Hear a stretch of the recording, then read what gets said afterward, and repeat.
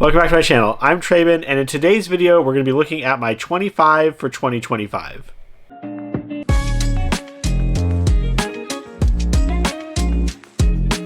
Last year, I participated in the 24 for 2024 challenge. At some point, this is going to become untenable, but I think that 25 for 2025 is still an acceptable number.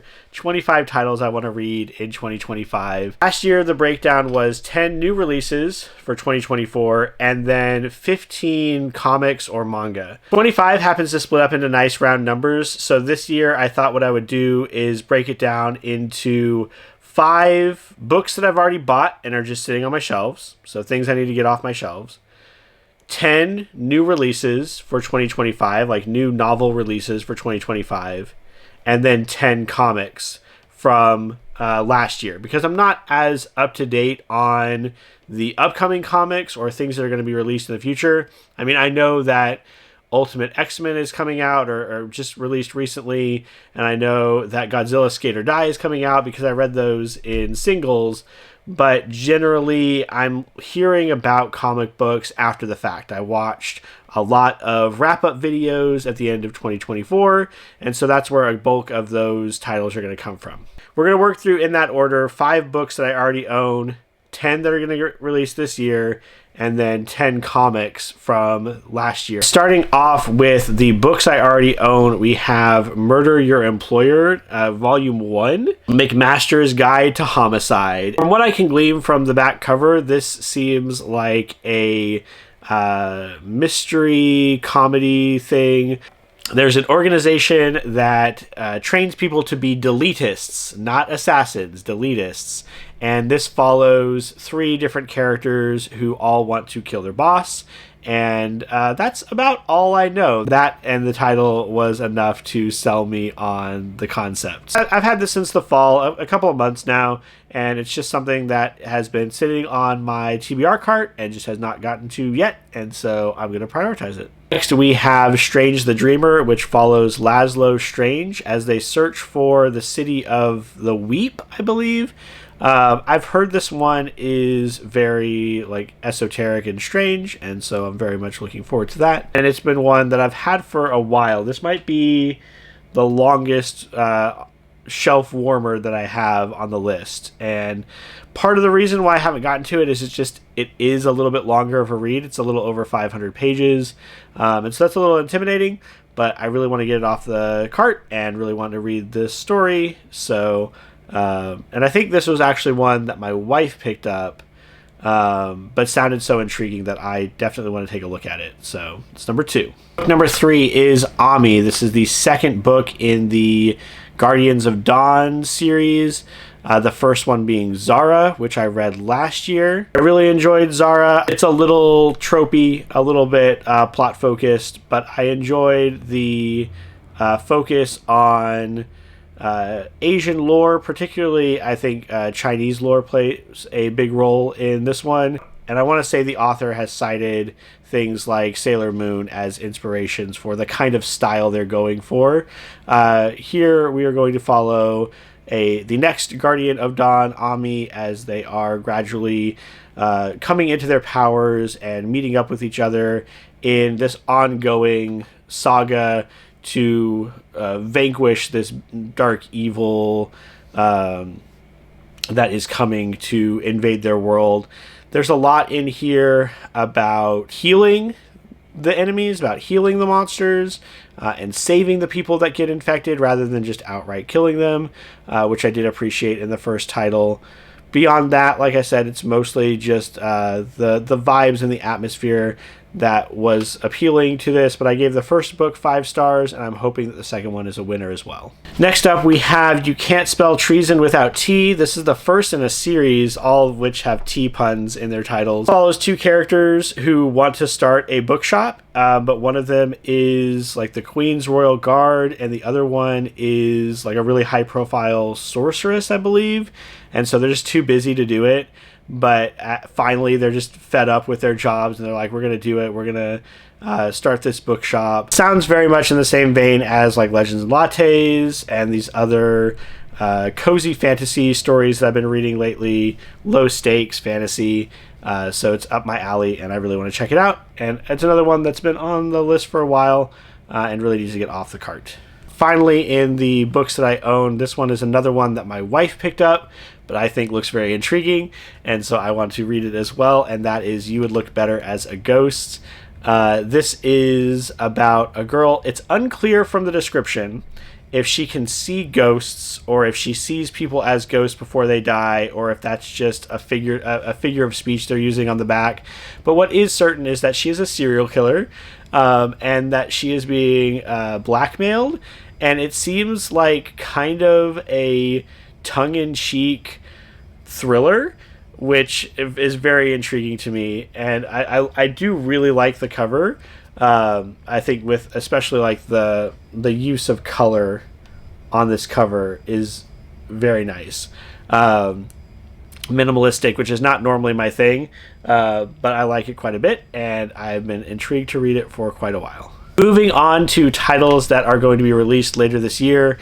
These are going to run the gamut between things that I've looked at quite extensively and know a bit about, and ones that I'm mostly just picking up on vibes or a quick blurb, so I might not have as much to say about these as the ones that have been on my shelf for a while. But we'll go through them. So we got 10 titles that are coming out this year, starting off with Grady Hendrix, Witchcraft for Wayward Girls. This is going to be following girls in a I can't remember if it's like a halfway house or something like that, that are feel powerless, and they find witchcraft. It sounds kind of like maybe The Craft, that's a little bit maybe for a little bit older audience. But it definitely has vibes of Hendrix's other works, especially I'm thinking about My Best Friend's Exorcism, given the time period and the subject matter. And so I've not read a lot of Grady Hendrix. I've only read 2 of his novels and his nonfiction paperbacks from hell, but I've liked what I've read so far, and this premise sounded very good, so it's one I definitely want to check out. Next up, we have the 3rd Emily Wilde book. This is Emily Wilde's Compendium of Lost Tales, I believe. Read the first 2 books in quick succession. I really enjoy Emily Wilde and her relationship with Wendell Brambleby and all their misadventures that they've had over the course of the first 2 books. I've given both 5 stars. I'm really looking forward to a 3rd book. This one, I'm not sure I'm going to pick it up on day 1, because we have the paperback editions for the other 2, and I really like the design of those, but maybe this will be something I pick up from the library soon after it comes out, or get it on audiobook maybe, and then pick up the physical book later when it comes out in paperback. But I'm definitely excited for another foray into the world of Emily Wilde. Next one on my list, the title alone sold me on it. It is I Got Abducted by Aliens and Now I'm in a Rom-Com. I believe it's the first of a new series. I'm hoping that it's one of these series that's a little bit more like disjointed. The premise is pretty much, in the title itself, and I think that's enough for me. It seems like, again, another one of these like goofy romance, low stakes fantasy sci-fi stories, and it just seems like it's gonna be a lot of fun. So looking forward to picking that up. I've mentioned elsewhere that I want to broaden the scope of my reading this year, and so the next book on the list is called Authority. It is a series of essays about criticism. I don't know much more about it than that. It was just on several lists that I was looking at for 2025. It was a nonfiction, and it was the nonfiction read that stood out to me the most as something that I was interested in, and something that, if it is doing what I hope it's doing, might actually be very beneficial for me as a content creator and as a critic to think more about how I'm doing criticism and what are the facets of effective criticism. In the same vein of broadening my horizon, the next title on the list is Flashlight, a novel. This is contemporary fiction, or you would say literary fiction. The last literary fiction book I read was The Vanishing Half. That was a recommendation from one of my students, actually, and I really enjoyed it as a change of pace from my everyday reading. This story, I believe, deals with a father that goes missing, presumed dead, and I think he returns, and there's questions about it. It doesn't feel like it's going to be like the reappearance of Rachel Price. It seems like it's going to be a lot more grounded in reality and a lot less of like a thriller mystery and more of an exploration of the characters and be a very character-driven story. All right, next novel on my list is Girl in the Creek. This one stood out to me immediately. I love the idea of a antagonistic evil forest or bog or some kind of living forest or living area, and this seems to be the main thrust of the conflict within this book. Is this I can't remember if it's a forest or a swamp or what it is, but it seems like it infects people with this fungus.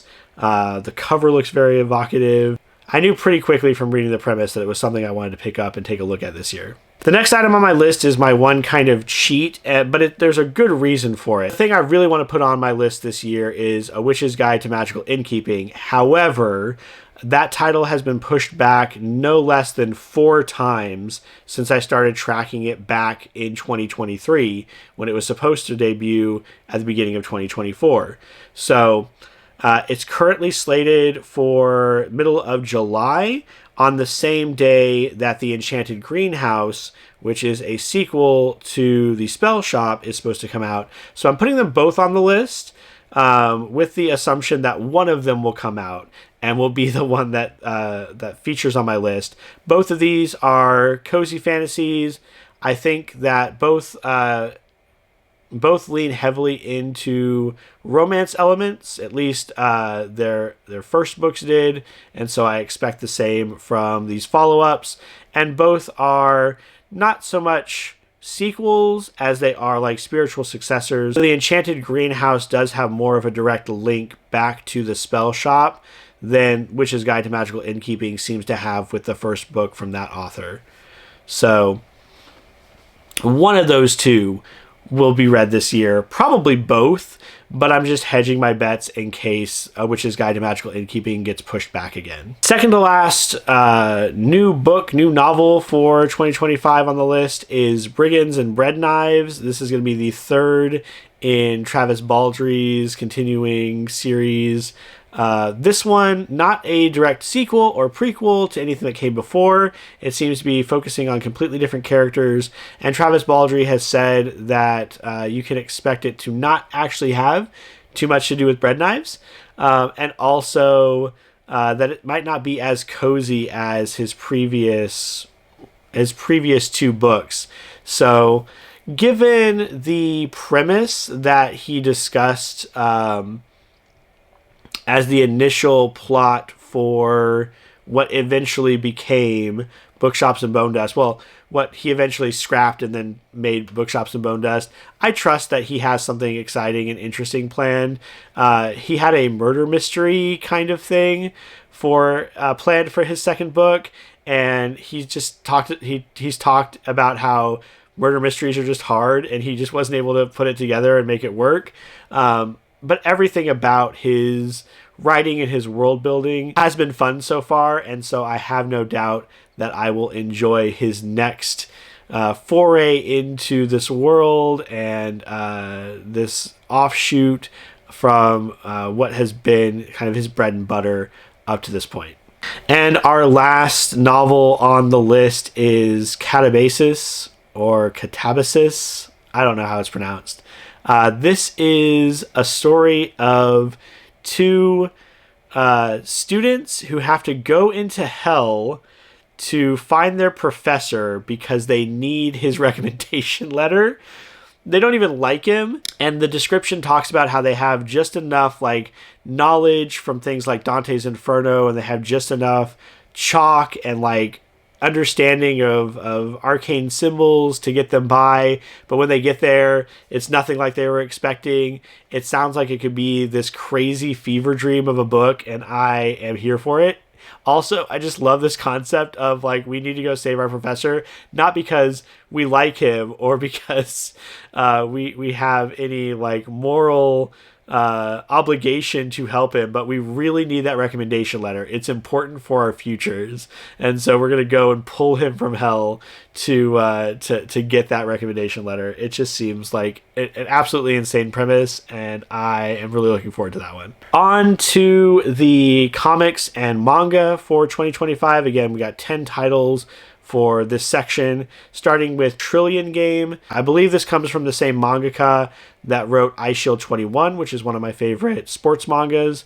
I really need to finish that series, but man, those last couple of volumes are super expensive. And this is a story about two guys who decide they're going to start a company and become the world's first trillionaires. And it sounds like from the onset, you know that they are successful, but it's going back and seeing their journey. I'm kind of hoping and expecting that it might have some elements of the kind of gambling subgenre that I'm such a fan of.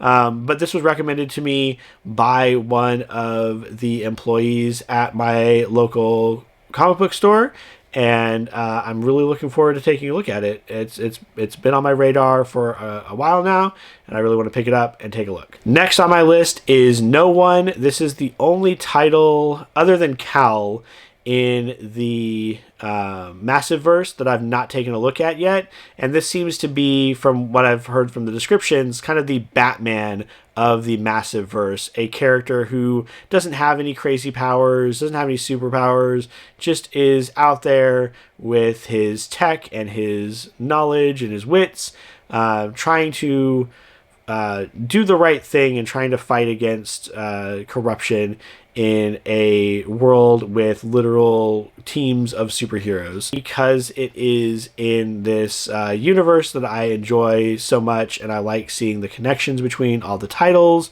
I will definitely pick up at least the first volume and take a look at it. Bone Orchard Tenement came out last year. I read through the rest of the Bone Orchard mythos. These are a series of loosely connected horror comics. So there was Prelude, and then there's like 10,000 Black Feathers, and I can't remember what the last one was. Pathway, the Passageway, something like that. And these are very atmospheric horror. There's a lot of esotericism to them, where not much is explained about what is going on in the world and these forces that are menacing the characters. Tenement looks like the thickest volume so far, and I've just been enjoying the kind of disconnected jigsaw puzzle that the series has been building. It reminds me of very early Magnus Archives episodes, if you're familiar with that podcast, where you can just kind of pick out little details and see some of the crossover material between the different things. So another one that I'm really looking forward to. From here on out, we have a number of titles that come from 2024 wrap-up videos of various YouTubers' best comics of 2024.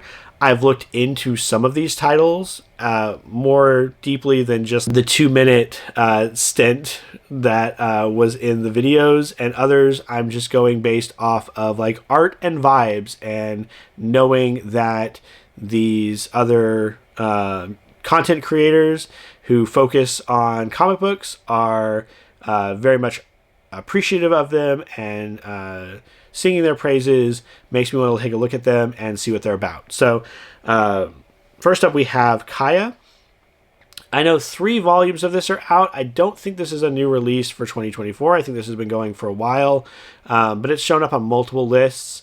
it looks like a very cool like fantasy setting. One that's been on my radar a little bit longer than others, although again I haven't really dug deep into the plot or the content of it because I want to keep some surprise as I'm going into it. Falling in Love on the Path to Hell seems to be a mashup of a number of tropes and genres all mixed into one. We have, I think, a samurai falling in love. I think they're literally having to travel through hell. A lot of the imagery here seemed very chaotic and crazy. I just remember hearing the premise of the story with this relationship as the core and them going through these crazy adventures. It sounded like a very intriguing premise and something that I wanted to take a look at. Ain't No Grave is a Western about a woman who was, I want to say she was a gunslinger or outlaw, gave that life up and started a family, and then her kid was taken from her, and now she's like got to go back for like one last job, as you typically get in these kind of like Western trope stories, but it's against literal death, and so it seems like it has the potential to be something akin to maybe Do a Powerbomb with its messaging and its themes. And again, it's just a premise that sounded very intriguing to me. Helen of Windhorn is a comic that again, from reading the description, it's unclear exactly what's going on within the pages of this comic. It seems to have something to do with the titular character and her father's work, his collection of books, and maybe they're more than they seem. Whether that is a literal like jumping into books and going on crazy adventures, or a more like figurative mystery that it's building up, I'm unsure, but it was another one that stood out among these lists as something intriguing and something that appealed to me. Beneath the Trees Where Nobody Sees is another one of these titles that really just sells me on the premise and the artwork alone. Here we have a very colorful, bright, vibrant, fluffy setting where we are following a murderer, possibly a serial killer, if I'm not mistaken. And just that juxtaposition of the very cutesy setting and the very serious subject matter makes it very appealing to me. It reminds me a bit of Everything Is Fine, in the way that we are taking cute iconography, but centering it on like a thriller or horror plot, and that just strikes me as something that could be a lot of fun to read. The next one is Bear Pirate Viking Queen. This one, the art looks fantastic, and I've read reviews that even say like, I don't know what happened in this, but it looked really cool. So this one seems to be another title that is very esoteric. It's selling me on the art pretty hard.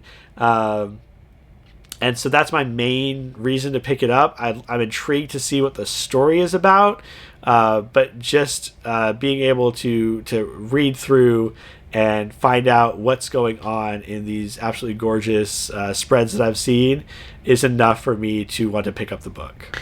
And then finally, my 25th book, my 25 for 2025, is a series called Hyde Street. I don't even think this has been collected yet, and I'm not sure when it's going to come out, but it should be sometime in 2025. This was described as an Outer Limits or Twilight Zone style story, where each of the individual volumes that are being released are standalone plots with like a crazy twist or some sort of weird gimmick to them. The reviewer I was watching said it was kind of hit or miss, and they're hoping that it maintains the quality that it started off with. But I'm a very big fan of the Twilight Zone and Outer Limits, especially the like original series. And so I'm interested to see what these plots are about, like horror, one-shots with kind of tenuous connections between them, but another one that has these kind of weird plot twists or these weird setups for the story. So Hyde Street, my last title for my 25 for 2025, and that's it. Those are all the titles that I want to take a look at this year. A little nervous, honestly, because I'm taking on a lot of different challenges this year, and I've actually increased the number of novels that are on this list. But I've been starting the year strong, and I'm hoping that I'm able to continue. I need to remind myself this is just a hope. This is just a challenge to myself to try to prioritize these books. I'm currently embroiled in trying to get through my Fairy Loot backlog, so it'll be a while before I pick up any of these books, and I'm also currently on a book ban for myself until I get caught up with the Fairy Loot titles. So it'll be a while before I touch on any of these titles. Let me know down in the comments below which of these titles sounds the most interesting to you, which are you looking at for 2025, or maybe that you've read in 2024 in the case of the comics, or my shelf warmers. Let me know if there are any that you want me to try to prioritize and get to first, any that you would definitely recommend as strong reads for 2025. Also, be sure to like and subscribe so we can grow this corner of our BookTube community. I hope your reading journey is going well, and until the next one, take care.